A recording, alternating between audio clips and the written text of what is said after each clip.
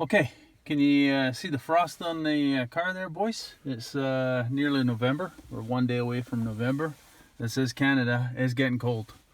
I need my heat, and all of a sudden, my heat is very, very feeble in the car. I brought a scan tool. Before I do that, let's see if we can read the code manually. If you recall, I've showed this in the past. Rotate the ignition switch with the temp selector selected for 25 degrees Celsius. Push both these buttons simultaneously, and if there's any issue with the system, we should get a fault code. You have to do it within 3 seconds.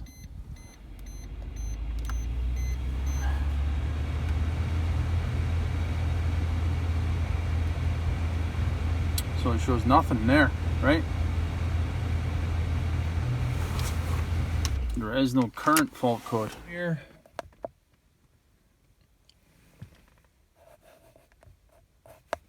It's a 2011 Grand Vitara.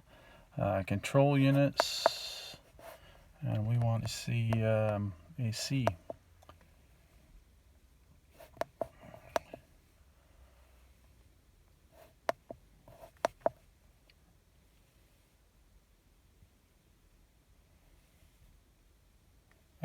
Don't worry about the sun load sensor. That's we're in the shadow here, so when I've done that test, that may well have logged that fault. You need sunlight, strong sunlight, or 100-watt light on the sensor up there in order to avoid this spurious code. So I'm not worried about that. However, airflow control actuator motor and/or its circuit malfunction.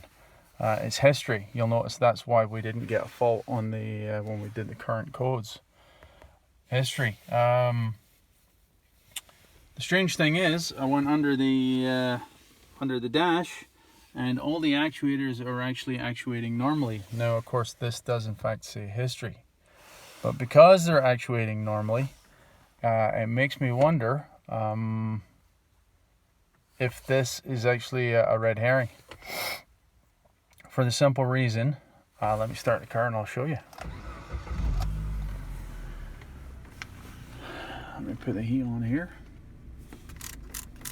Turn up the fan. Turn the heat up all the way. And this is not a feeble heater, guys. Right? I'm going to have to talk over the fan here for obvious reasons. The car is already warmed up, as you can see there on the temp gauge. Lay the fan on full. The upper one is the duct discharge temperature here. But as I said, the car has been running. It's fully warmed up. Well, look at my discharge temperature. 7 degrees is freezing. Cabin temperature is only 11. I've had the heat on for an extended period of time. This one over here is heater matrix. I have the in and the out temperature on the heater matrix there. The upper one is the in, and the lower one is the out. There doesn't appear to be any adequate flow through the heater matrix. I've just got the 2 sensors. I hope you can see there, guys, on the lines. 2 lines that are in there, I've got them clamped on. So that's, as far as I can tell, that's way too much of a differential.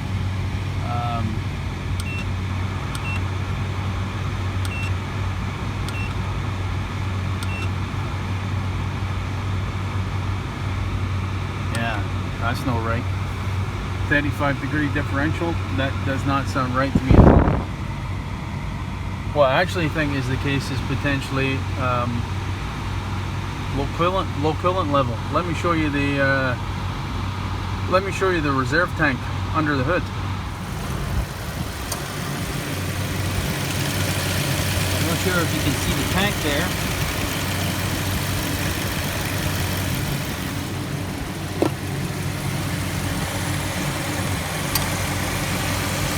You can't really tell, but believe me, it's done empty. You hear the fan just kick in there? I think I actually have low coolant level. Where is it going? It's a mystery. Is it going with the exhaust? Maybe because I don't see anything on the floor, on the ground at all. Well, I think that solves the mystery. Rad is leaking. Yeah, no shit, it's low on coolant. I did not see that. I did not see that hit the ground. That has escaped me somehow. Shit. Oh well, stay tuned for a ride change, I guess.